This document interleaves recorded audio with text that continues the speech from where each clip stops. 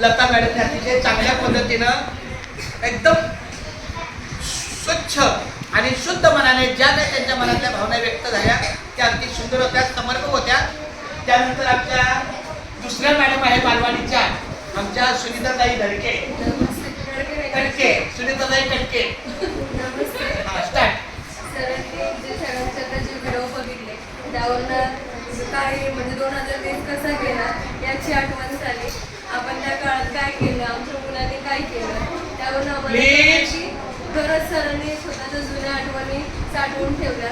आम्ही काहीच केलं नाही त्या काळात, फक्त मुलं शिकत होती आमची. आमच्याकडे एकच मोबाईल होता, त्यामध्ये आमचे मिस्टर पण घरी होते. ते मुलांना कधी देऊन जायचे कधी नाही.